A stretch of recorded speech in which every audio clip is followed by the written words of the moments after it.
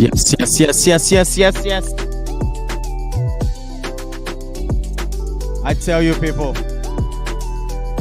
I am humble. Go down. Don't tell me nonsense this morning. Don't tell me nonsense, people. I am fuming.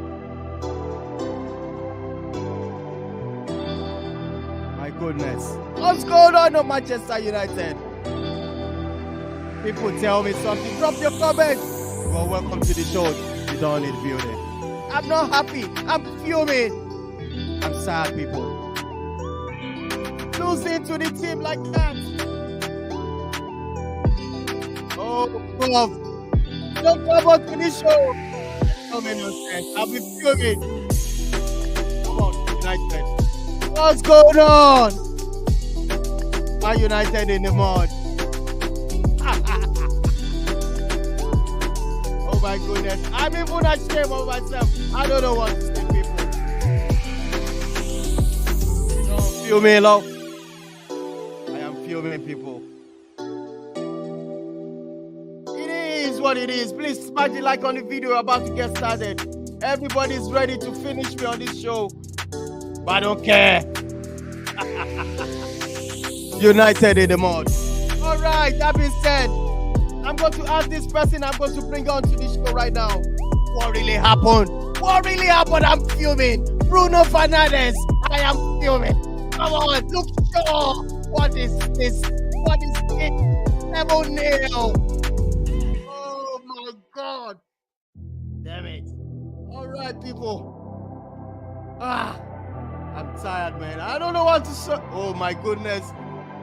Even my baby's talking seven's walking for her. Oh my goodness. I am in the mud right now. Prof, talk to me. Prof, what really happened on that game? I'm fuming. Good evening, everybody. Yeah. Good evening, the Don. Yeah. It was an absolute shit show performance by Man United.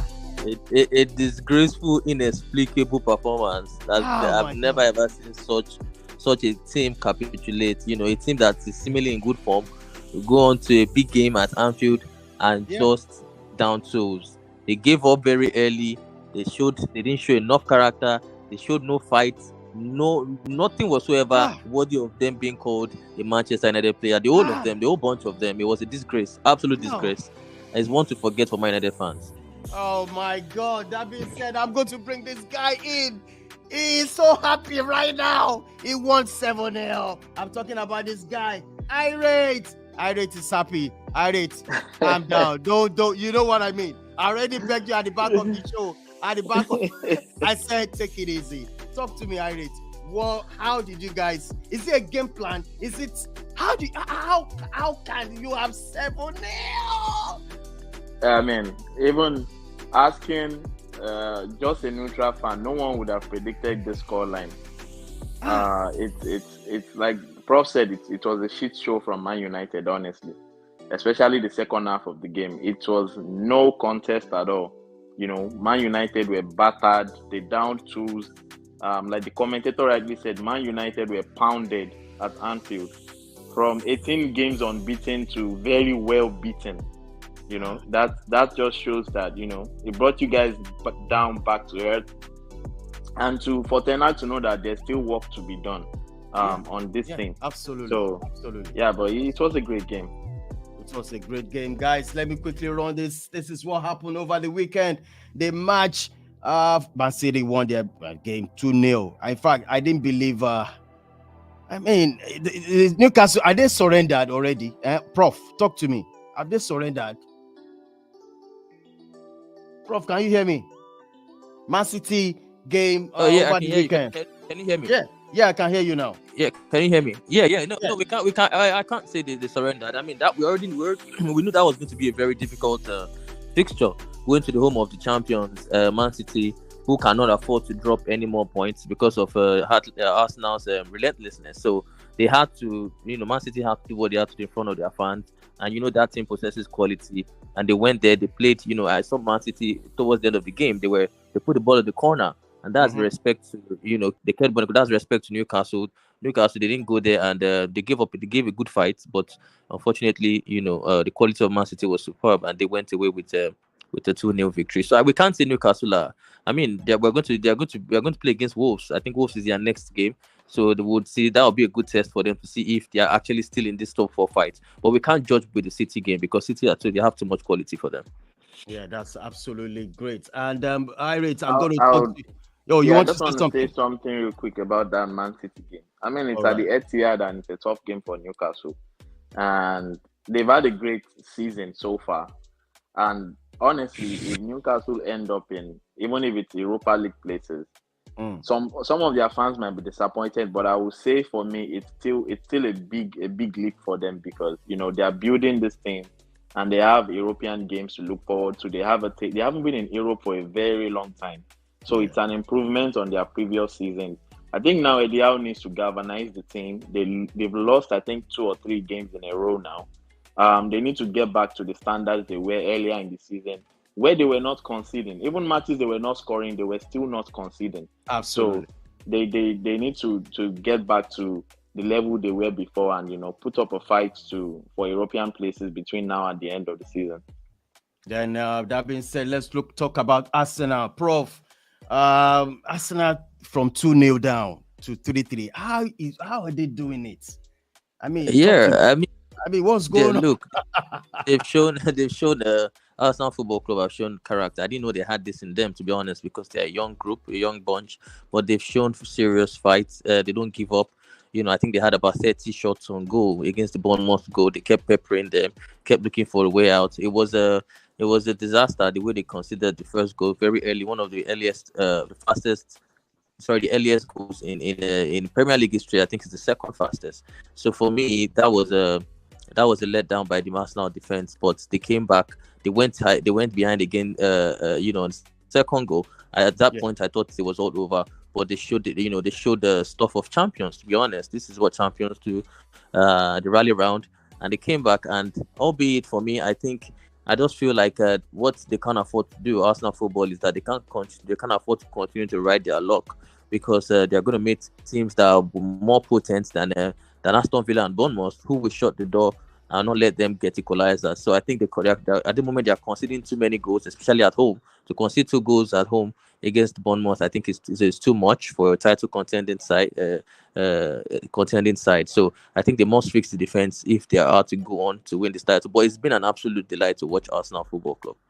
All right, I want to tell our viewers, if you are watching us live, you can join us. You can make your phone call today. What's up on the screen? This is the time we want to hear from you. Please tell us where you're calling from and also which team do you support. And that being said, I'm going straight to the next game of the day of last week. I'm talking about Aston Villa winning 1-0 against Crystal Palace and moving on to Brighton. Brighton 4-0. Ire, do you see this coming from? Is it not the end for David Moyes? I didn't see this coming, honestly. I mean, Brighton have been good. They've been good at home, I mean, so far this season. And they are punching above their weight. If Brighton win their games in hand, they'll comfortably sit in the top 4. Top 4, yes. Look at it. So, yes, they'll comfortably sit in. They are beginning to look scary, De Zerbi has done a fantastic job in that team. And for David Moyes, he has too much quality in that team to be in a relegation fight. It's amazing how they went from the eyes of the Europa League semi-final last season to now battling relegation this season. So something is missing. I think he needs to get the players back on board. Thomas Tuchel has not been in form. He's been in and out of the team. Antonio is getting older. They can't rely on Antonio anymore. And Skamaka, they brought Skamaka in, but he's been in and out as well. He's not been bringing in the goals. Jarrod Bowen is way below the level of last season. And Declan Rice is captain and is still putting in performances. But honestly, whether they relegate or whatever they do, I don't think Declan Rice will be there next season. So David Moyes they are conceding too many goals. I think they lost 4-0 a couple of weeks ago as well. Yes. It's really bad. They are conceding too many goals. He needs to shut up shop and go back to basics and make them the same team they were last season where they were contesting for European places. Yes. Moving on to the next game, Prof. You guys nick a one goal. So Game. with the winning over Leeds. I am sure you are at the edge of the seat. For me, I'm not impressed. What's the breakdown?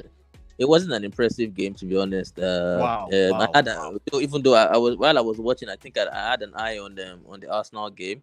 So I was watching both games together, but I wasn't really impressed with what Chelsea did. I think the manager knew. You could see from the first of the lineup and the substitutions that Graham Potter knew that if he lost that game, I think he knew that it was on the edge and was probably going to get sacked. I think the rumors that we were hearing that the Leeds game and the Dortmund game are his final games. If he loses them, I think these rumors were true because I saw him make defensive substitutions after nicking the one goal. He kept on bringing defensive players after defensive players, so he just wanted to protect that lead by all costs. So it's a good win. I mean, it's a good step in the right direction. They can hopefully they can build from that. There's a huge game tomorrow against the Dortmund that can either make or mar our season. Already the season is very bad, but that can be the icing on the cake for him. So hopefully we can go to we're playing Stamford Bridge. Hopefully we can put on a great performance and overturn the one goal deficit that we had when we went to Dortmund. So yeah, we're hoping that it's the start of a new things to come in Chelsea. All right. Thank you so much, Robbie. You are live. I want you to talk about the Wolves game versus Spurs. I think Spurs, I don't know how to describe them this season. I don't know how they're in top. Even they are in top 4. Can you imagine? Talk to me, Robbie. Can you hear me? All right. Good evening to you, Didon. Good evening to the guys in the house. It's good to be here once again after a very, very, very torrid weekend. And I think I'll say that.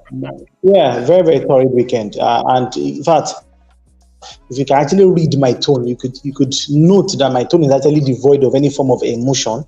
And of course, I think I just made one very big decision last night, which more or less like a permanent decision for me at this point in time. So, but looking at the game between Wolves and Tottenham Hotspur, I think which decision? I hope please don't leave Man U. There's no space at Newcastle for now. No more space. That is. It doesn't matter because the truth is I've decided to just disassociate myself from any and every football team right now. So I'll just be more or less. I'll be more or less.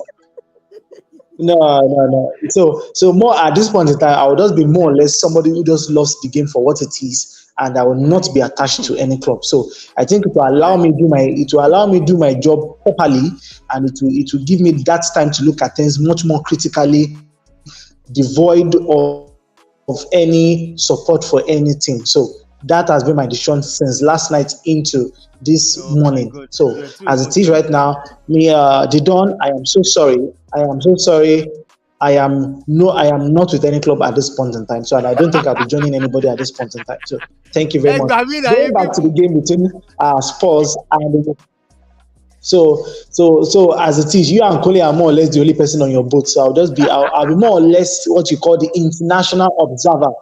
When we did election some weeks ago, so I'm more or less your international observer. So for the game for Wolves and Tottenham Hotspur, I think it has been a disappointing season for Tottenham Hotspur. I'm not sure if it was Prof that spoke very highly about them. That was when we actually started the show very early this season. And I'll tell you, just like they say, Tottenham is robbing from the rich and giving to the poor. So they are more or less one of the Robin Hoods of the EPL season right now. And I will tell you the truth. I saw the goal they considered against our Wolves. It was, it was a terrible way to defend. And at this point in time, I think they are praying that the season ends as fast as possible so that they can really, really put their house in order. That is the prayer, more or less on the minds of Antonio Conte, more or less on the mind of Daniel Levy, and of course Tottenham Hotspur fans. Because right now it is from one misery to the other.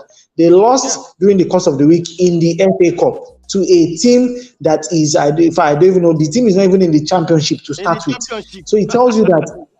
So it tells you how terrible Tottenham's season has been. So right now, I think they're just praying that the final whistle for the season is blown so that everybody can just hide under whatever shade they can find and, of course, wait for next season to come. Yes. We are still coming back to Manchester United game because I'm going to ask where do we go from here, and I'm going to ask from Prof. But we are still coming to that extent. Now look at Southampton. I think Southampton are building up something. They won against Leicester City. Leicester City has. Let me show you the. Now Southampton, they have 21 points. Prof, look at the game. Southampton 1-0 to Leicester. Yeah. I think now they've put on back-to-back wins. They beat Chelsea at Stamford Bridge, and then they've gone ahead to beat Leicester, keeping clean sheets in both fixtures. So I think it's impressive from the manager. I think they've shot it tight, they've kept it tight at the back, and they're nicking wins here. It's good for them. It's always good to nick in by back-to-back wins when you're in a relegation scrap. Before you know it, if they get one more win, I think they'll be out of relegation, and they'll push Everton. Yes, they can push Everton, Leeds, West Ham. As a matter of fact, I'm looking at the table now, and up to possibly Nottingham Forest, all the way from 12th down. From 12th, exactly, from Palace. I think they're all in it. They're all fighting for it, so they can't exclude anybody at this moment in time. It's very, very tight at the bottom there. So it's always good to nick back. And kudos to them, to Southampton. I actually thought they were dead and buried, to be honest, but yeah, I think it seems they are showing a lot of life, and it's good. That's kudos to the manager and kudos to the players. Yes, Nottingham Forest 2, Everton 2. I was thinking Everton were supposed to win that game, but I think Nottingham Forest. Irate, you want to say something about the game? Nottingham Forest, Everton. Yeah, another relegation battle. I think the relegation battle this season is very, very interesting. I mean, see the number of teams that are involved. Yeah. So it might actually go up until the last day of the season for us to know which 3 teams are going down. I mean, since I've been watching BPL, I don't think that has ever happened. Yeah. So, but some of them have a couple of games in hand, and it's very interesting to see how that will pan out. But for this game, one positive for Everton is finally they were able to score 2 goals. I can't remember the last time Everton scored 2 goals, but they also conceded another 2 goals. And City are very strong on their ground. They've not lost in about 9 games now. In their home stadium. So it was a proper relegation battle between. It was very scrappy, and I think Sean Dyche's team should feel aggrieved because they were leading 2-1 going into halftime, and they should be able to see the game out. But Nottingham Forest at home with the crowd, they are very strong, and they came back to get an equalizer. So I don't think it's a bad result for both teams. I think it's a good platform for them to, go into other games and trying to get more points. But it's very interesting, keeping an eye on the relegation battle this season. Yes. Now let's go back before. Let's talk about this game, Manchester United. I'm going to start with you, Robbie. Where do we pick up from here? I say Manchester United. I know everybody's fuming. It's just everything just went in disarray. The first half was 1-0. In fact, we were supposed to score. Irate, if you believe me, we played better in the first half. Irate, don't lie. We played better in the first half. You didn't play better in the first half. I would say. Why, Irate, don't worry. Let me answer the question. Irate, don't worry. Irate, don't worry. Why are you trying to look for succor at this point in time? Why are you just trying to look for some form of pampering at this point in time? No, the team did not do jack in the first half. I started the game as early as when they actually started the game. And let me say, I think somebody like Kunle will actually bear me witness. More or less, I do some analysis on my status. And the first thing I said yesterday, before the goal started coming in, was that United, 1, was sluggish. 2, United were not attacking every first ball. Every first ball that Liverpool saw yesterday, or every loose ball that came the way of both teams yesterday, Liverpool are forced to do all those balls. And for somebody who plays the game, or somebody who reads the game very well, if you are sluggish in picking up loose balls, if you are sluggish in attacking first balls, that means your team is more or less inviting trouble. The midfield was non-existent yesterday throughout the whole of the first half. And United were more or less lucky that Liverpool did not seize the initiative in the first half. They considered very late in the first half. I think the goal came in the 42nd minute. And look at that pass from Henderson. That pass from Henderson alone set the tone for the second half. So that is how you actually begin to look at how things went from the first half into the second half. The team came back. It was more or less that one goal. It was more or less that one goal was the stone that set the tsunami for what happened in the second half. They considered very early in the second half. I think the second goal came in the 47th minute, or was it 48th or 50th minute? And from that point on, I just stood up and I didn't watch the match again. So it was a notification I was getting on my phone. I was just saying 2, 3, 4, 5. Like, wow, this is very interesting.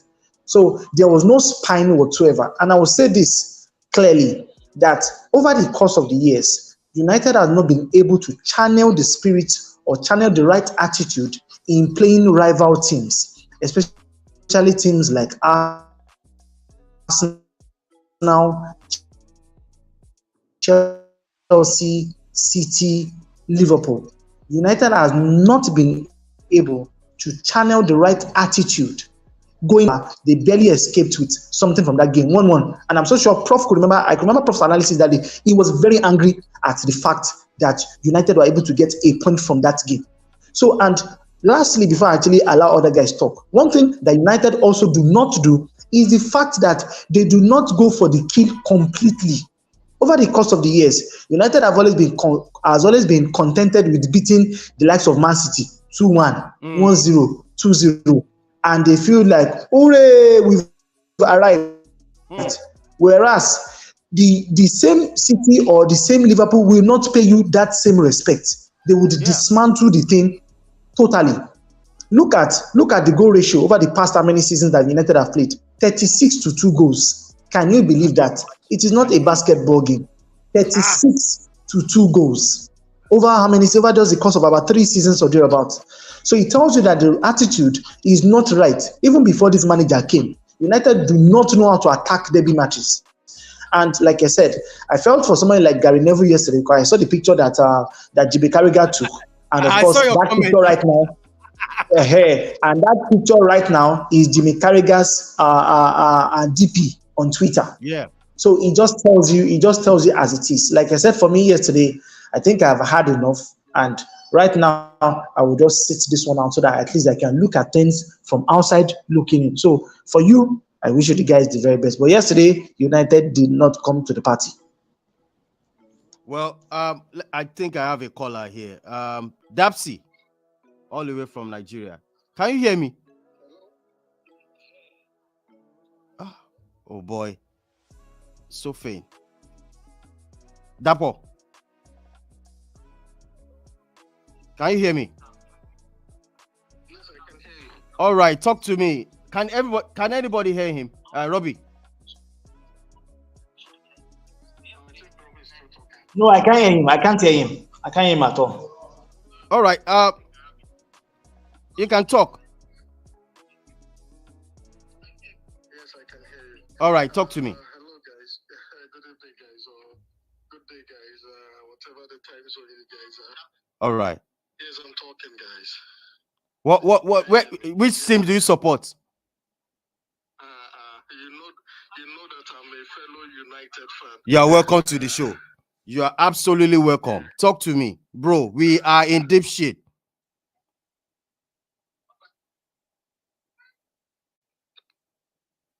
I think I lost him. Guys, Prof. Yeah, I'm here. Yeah, Prof, I want to ask you something. In this individually in that game, what exactly, which is there any player you want to actually First, I want to quickly do an autopsy, of the performance because it was because they were swallowed alive by Liverpool yesterday. And look, I'll quickly run down through what I saw yesterday. First of all, I think the manager got it wrong. He got it wrong, and I remember Irit saying it, and I think it was the wrongest game to try it. We all know that when you're playing against Liverpool, the weak link is Trent Alexander-Arnold. Why on earth would you not try out an out winger? Hold on one winger? second. All There's this guy. Dapsy, talk to me. Can you hear me now? Yes, I can hear you. All right, talk to me. What happened in that game? By saying that, well, I don't want to reveal the game. Let me even start to tell you that the last show you had, you guys were all making mouths, and I was like, I know within my heart that we were going to lose the game, but I didn't know that we were going to lose up to like 7 points. Oh. Because I still feel like our coach has not really played a Liverpool Man U game as a derby. Yeah, we won at home, but he has not played Anfield. Anfield is a very difficult place to win when it comes to Man U, and he doesn't really understand the mindset of how to prepare the players for such game. You don't go to the Lions den if you don't have the right ammunitions and be thinking that, okay, you'll be able to catch the lion and kick the lion. For me, I feel he didn't really respect Liverpool as a club, because fine, Liverpool might not.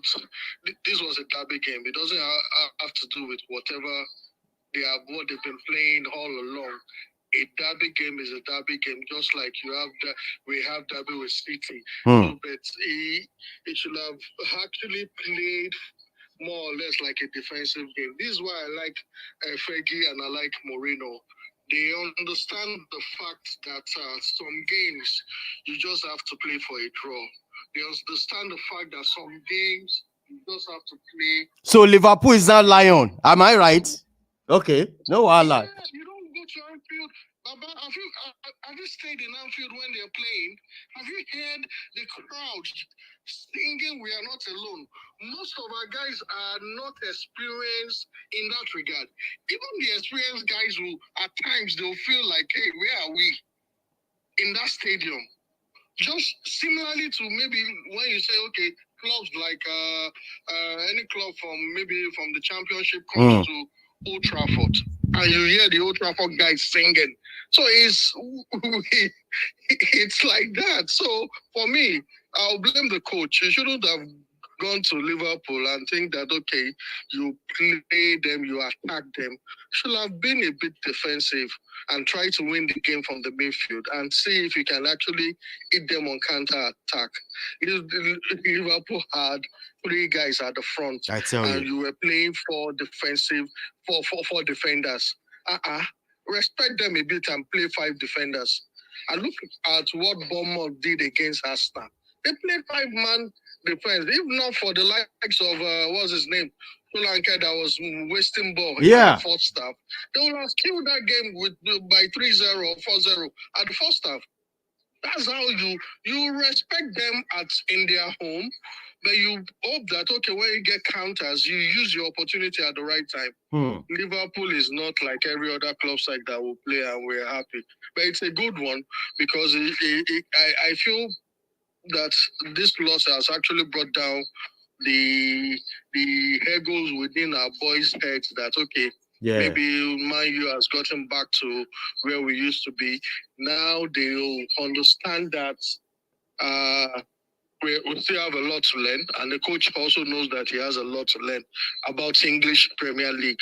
This is not the same league like Ajax that he was playing. How many derby games do they have in Ajax? We're talking about one of the biggest derby games in the world, Liverpool and Manchester United. So, guys, all right, Man United fans, please take heart. Perform well in the next game. All right, thank you so much. Thank you so much, bro. All the way from Nigeria. Thank you so much, bro. Respect. Prof, you can continue your analysis. Talk to me, bro. So I was quickly saying, because I listened to the last caller. I disagree with where he said he expected Man United to show Liverpool enough respect. I don't think so. I think we all see Liverpool of this season. They are not the Liverpool or the game pressing Liverpool that they used to be. And Man United have been in a better form, better position than them. They've been playing better than Liverpool. So you don't change. The manager does not. You don't go to that game and change the tactics, because if you do and you fall short, the manager has to take the blame for changing tactics that has worked. It has worked. It has gotten Man U to this stage. You don't change it overnight. What I saw that he did wrong was not exploiting the weakness of Liverpool. which is Trent Alexander. And we saw how Madrid did it. The two weaknesses is he had the opportunity of controlling the middle of the park with Casemiro, who didn't look faced at all when the game started, and also using Trent Alexander-Arnold's weakness with the proper winger. He changed it. He put Bruno Fernandes there. Used Weghorst behind Rashford to hit them on the break, to hit Liverpool with space, and used Anthony, who was very, very poor on the right. I think he got it wrong with that tactics. Also, Anthony has been very poor for me in my United. He doesn't defend, doesn't track back. He didn't help Dalot at all. Dalot had to deal with three players. He had to deal with was it Robertson? He had to deal with Robertson. Gakpo was picking up very, very dangerous positions, and Dalot didn't know what to do. So, I felt like Anthony couldn't help him. Also, on the other wing, Bruno would not track back because obviously he was not used to tracking back, and so it got the tactics very, very wrong, the manager. And then on the day, the performances of the players too was very, very poor. I think they did not show mental strength. I think I actually felt that Man United had gone past this era of them showing these mental incapabilities, of them showing this capitulating so easily. Exactly. Thank you, Robbie, of capitulating so easily. I thought they have gone past it, but just 2, 3, 4 goals, and then the manager could not do anything. The players as well. I saw Bruno Fernandes stop running. That is one question I want to ask Robbie about this. There's certain players in Manchester United. The last game, Bruno Fernandes. No, I think Bruno was very poor. Marcus Rashford, Luke Shaw, Fred, Robbie. I'm with you. Say something about the attitude. I mean, those 4 players. Like I said, I wish Kunle was on this forum, because if Kunle was here, I think we probably might have a heated debate. No. Actually, I called him. He said that he will be staying late at work, and that is the reason why he will not be on the program. But let me quickly talk about Anthony, and I'll tell you one thing about Anthony. Anthony, for me, personally, I would say it anywhere, and I will stand and defend it, even if I have to say it to his face. Anthony is a lazy winger. Anthony is an ineffective winger. Anthony carries no threat. I repeat, no threat whatsoever as a winger. He has no pace to trouble any defender. He does not know how to link up well with the attacking phase of play when there's a counter attack. He slows down the ball too much, and he is always very interested in his very, very useless trickery that does the team no good whatsoever. So I would have played a Jordan Sancho there than take an Anthony. And just like I'm trying to remember the name of this Man United fan on Twitter. Just like he said that United delayed the deal for Gakpo, and of course Liverpool came out of the blues to snap that guy up. Yes, albeit the help of Virgil van Dijk as well, convincing his countryman to come. And of course, look at what the pace. It was more or less like as if Gakpo just introduced himself to the English Premier League yesterday. And I'll tell you that for me, it was a 10/10 performance coming from that man. So I think for Anthony, it was a no. Bruno Fernandes gives up too easily. He's a fine player, he's a beautiful player, but he does not have the mental fortitude to carry the team. And I'll make two examples. Somebody like Gary Neville and somebody like Steven Gerrard. These are your proper captains that on any day, even if their men are being slaughtered left, right, and center, the fight in them alone inspires the team. And I'll take you back a couple of years ago when a certain Liverpool were about 3 goals down, or was it? Yes, 3 goals down against AC Milan in the UEFA Champions League finals. Look at what happened. That game is still dubbed one of the greatest UEFA Champions League final ever, where a team that everybody thought was dead and buried came back, and of course they came back to win the Champions League. And who started their comeback? Steven Gerrard started their comeback. Their captain led the way. So it tells you the attitude of somebody like Bruno Fernandes. Psychologically, emotionally, he is still not solid yet. For the defense yesterday, I'll tell you they were just abysmal. Martinez was relying on too much strength. And we all know that this is somebody that is very intelligent. But yesterday, he decided to just go for brute force than to apply a little bit of brain. Varane, I think Varane faced a late fitness test yesterday, and of course, he was just out of pace, out of touch with reality. Dallo was nowhere to be found. Luke Shaw, I really don't know. Luke Shaw was just, he I was don't know just what's wrong with. abysmal yesterday. So that is just my own assessment of the team. But yesterday, I think it was just very terrible because I begin to ask, was the second half 90 minutes? Because if you can concede one goal in the first half of 45 minutes, how come you conceded six in the same Six. time frame in the second half? So that means that something was just clearly wrong. All right, Irate. Your numbers. I think Liverpool is number 5 right now in the table. Are you seeing top 4 over Tottenham? Tottenham has played 26 games. You still have 1 game in hand. Do you see Liverpool sneaking themselves into top 4? Yeah, I never thought we were out of top four for me. Ah, I've ah. said it. Jogging Klopp has made top four every season since he came in as manager. So I still expect us to make the top four. But we'll be having some competition from the likes of Newcastle and probably even Brighton or Fulham. But like Newcastle have shown, I expect Brighton and Fulham to just cool off at some point. Probably the last 10 games of the season. Liverpool are usually very strong in the last 10 games of the season. So I expect us to put up a good run and to clinch that final spot for me because I think Arsenal, United, and Man City are already showing for the top four. So I think Liverpool will join them, and that will be my top four for this season. All right. Let's quickly talk about the Champions League that's going to happen this week. Prof, Liverpool. I mean, Chelsea will be welcoming Dortmund this time around. Do you see Chelsea going through in this game, Champions League? Still, honestly, I didn't see enough in the Leeds game to suggest that that I can be very certain that we would Yeah. overturn this. I mean, Dortmund they're in such a great form. I think one of the most informed teams in Europe. So it's going to be very difficult. But look, with the crowd, hopefully the crowd can help us out. We can have an edge we can have the 12th man can give us some support, and then hopefully the players too can stand up and rise up to the occasion. I think against the Leeds, Joao Felix hit the crossbar again. We've been hitting the crossbar too much. Too much.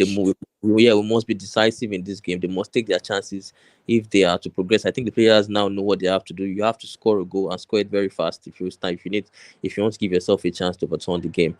Rhys James, the team is out. Rhys James is in doubt. The manager said he will check him tomorrow morning to see if he can start. We all know how vital he is in that team. So hopefully he can make it just in time to play the game. I guess that was why he was rested for against the Leeds game, so he could make this game against Dortmund. So hopefully Rhys James is back, and then let's see what's going to happen. We don't know the lineup. We don't know. I don't know what the manager is going to start in attack. I know Thiago Silva is out to Badiashile and Fofana, who scored a goal in Leeds, will possibly start. No, sorry, I said Badiashile, Fofana and Koulibaly, sorry. But Badiashile cannot play. So Fofana and Koulibaly will probably be the centre halves, and then it's probably going to go with Havertz up front. So hopefully, what about the midfield? What about your midfield? Yeah, the midfield, Kovacic is back, so I think it's Enzo Fernandez and Kovacic that would play. Oh, that would be great. In the pivots. Yeah, so hopefully we can do something. So who is going to be your top line? Is it? I think he still prefers Havertz. Yeah, I think he's going to go with Havertz. Well, what's wrong with this guy? Why every time Havertz? I mean, he has not used any striker up to this point, so I don't expect him to throw in I don't expect him to throw in an Aubameyang in such a huge game who hasn't played in God knows how long. So I think he's still going to go with Havertz, who played against Leeds, and let's see how what the team can do from there. Ira, do Liverpool have any? Ira, do you want to say something? Because I was about to ask you a question about the next game. I think you guys also have a match this week. Our next game, it's the following week, Madrid. Oh, really? So it's only Chelsea that we are looking at this week. Yeah, and Spurs. Chelsea, then Spurs. I would say Chelsea. Honestly, it would be a big miracle for Chelsea to even get a draw against Borussia Dortmund. I'll be watching that game closely because Dortmund are the most informed team in Europe this year. They are yet to even draw a game. They've not drawn any game. They are dismantling teams left, right, and center. Anyhow, any competition, they are there. So the attacking talent they have in the team, even on the bench, their bench looks scary. The attacking players they have on the bench. So this will test Potter. This will test Chelsea. Honestly, if Chelsea can pull a miracle, this has to go down as one of the one of the best miracles, especially for Potter, because I think his job is on the line despite winning the game against Leeds. Many of the fans after the game were like, they don't think Potter is good enough for a top team. He was being negative by making changes against a team, battling relegation. So, Potter is his job, and you can see his nerves on the touchline. You can see. You can tell that this is a man whose reputation is on the line. So, Dortmund for me, it's a big test for Chelsea tomorrow. And if Chelsea can get to the next round of the Champions League, that will buy Potter some time, to continue to lead the team and to continue to put his methods into the team on the field. So it's a big game. Honestly, if you ask me, I don't see them winning that game, but this is football. Anything can happen. So we'll keep an eye on it tomorrow. Robbie, what about the game between the Sports versus who? AC Milan. Robbie. Yes. AC Milan actually they have an advantage in the first leg of that game. They won the first leg by 0-0, and I'll tell you one truth right now: I don't trust that Spurs will be able to get anything out of that game. AC Milan also they are not doing well in the Italian league, and they are trying to make something out of their season right now. They don't mind fancying their chances in the UEFA Champions League, even though it is a long shot for them. But they will be happy to go as far as possible in this particular tournament, because right now, you really just don't know. Like my father would say, if you don't play the lottery, you don't win the prize. So who knows? Maybe at the end of the day, surprisingly, AC Milan might actually be the champion of this year's Champions League. But right now, for Spurs, I really don't see them getting anything out of that game, because AC Milan will actually, we know how Italian teams can be. AC Milan, they don't mind coming to the New London Stadium and, of course, and defending all through. But I believe that AC Milan will be able to score a goal against Tottenham Hotspur in the second leg. All right. Irate, let's talk about PSG Bayern. This is going to be another tough encounter. How do you see the game coming, Irate? Yeah, it's going to be a cracker. It's going to be a very, very PSG good game. Bayern. Oh, my goodness. A lot has been said about Neymar missing this game. Being a positive for the coach. He's actually out of the season. Out of the season. Oh, now he's out of the season. Wow. Yeah. So now they are saying, Neymar is out. He has one less ego to deal with, and he can bring in defensive solidity into the team going into other matches until the next rest of the season. And we apparently know even Neymar is probably for sale in the summer. So the he's coach coming is to planning Chelsea. not to deal. No, I don't think I think Bolly might also sign him up to add more problems for Potter. Exactly, anything can happen. So, but the thing for any PSG coach, we've seen this: Laurent Blanc, Carlo Ancelotti, Thomas Tuchel, Unai Emery. We can mention all these names. Pochettino added to this list.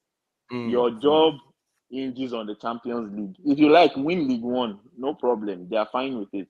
As long as you don't win the Champions League, you are getting out. At most, 2 seasons you are out. Champions League. So, which doesn't make sense to me. That kind of environment doesn't make any sense. You've seen Man City. They've not won the Champions League and they still persist with Guardiola. So I think PSG they have problems with their hierarchy and the way they hire and fire. But this concentrating on this game. The first leg they lost to Bayern 1-0, and now they are going to the Allianz Arena. It is going to be a very tough game for PSG. And I don't see Bayern losing it at home. Mbappe has been in form, he still scored at the weekend. Messi has been hot and cold since the World Cup. But looking at this game with the amount of talent on the pitch for both teams, I think Bayern has just enough to trump PSG and progress to the next round. I think Sadio Mane is back as well. Yes, Sadio Mane is back. Oh, okay. He's making a couple of substitute appearances. So, for me, I think Bayern will just edge this game. Well, I'm just reading about one football being designed for something. Do you have any clue about that, Prof? No, I don't have a clue. What about it? There's one football. I think somebody shared it on the group chat that said there's a book. I mean, a football. new ball. Yeah, a new ball designed for something. Yeah, I think that ball was used at the World Cup, and they are now trying to. Yes, the ball is the third ball to be used this season. Yeah, I'm trying to. I think but this one doesn't have a sensor in it, does it? It has a I think sensor. it has, yeah, for Yeah. offside That's the sensor. and That's the sensor in it. goal line. Yeah, For goal offside line and goal line clearance. technology. Yes. That would be very interesting. They said Yeah, they're going to that's use it. They're going to use it before the end of season on Saturday. Liverpool. Better. Let Liverpool use it. That would be better. But I'm actually happy these changes are coming, especially also from next season. We'll be seeing added time about 14-15 minutes.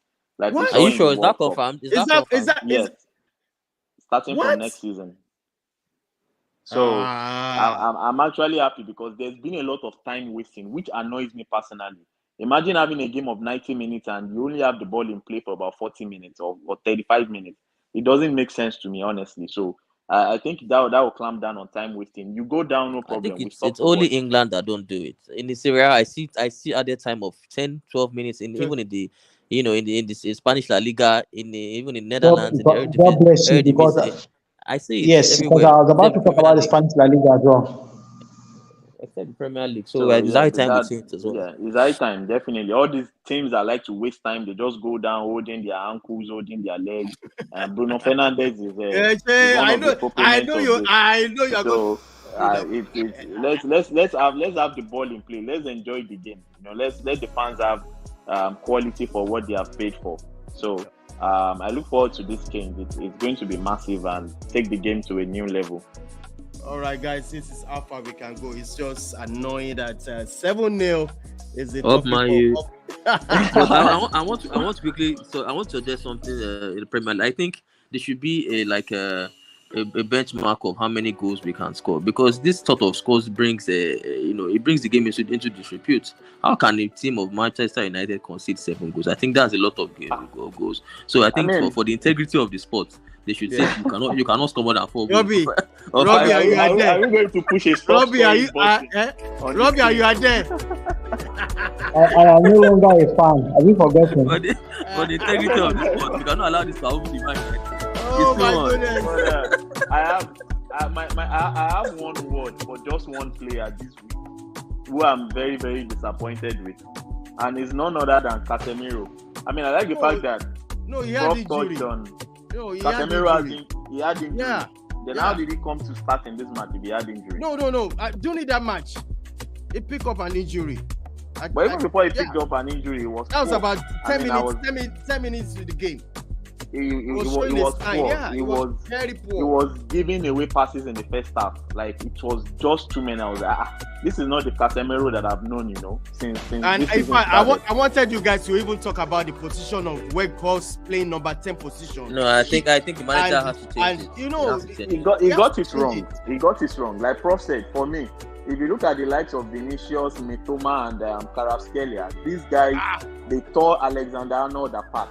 I think he should have just played. Bruno Fernandes doesn't have the pace to do that. He should have just played Rashford in that way and played Weghorst as or even Sancho or Garnacho, because I Garnacho. understand the reason why he used Rashford up front. Okay, he wanted to get him behind Van Dijk and Konate. That's understandable, because Weghorst will never get him behind him. I think if Weghorst had started at the 9, Konate and Van Dijk would have set him up raw. Nothing for that game. So he wanted the pacey forward. But then if you can also, you don't have to start Weghorst. You don't have to start him. You have Garnacho, you have Sancho. Throw them in the game.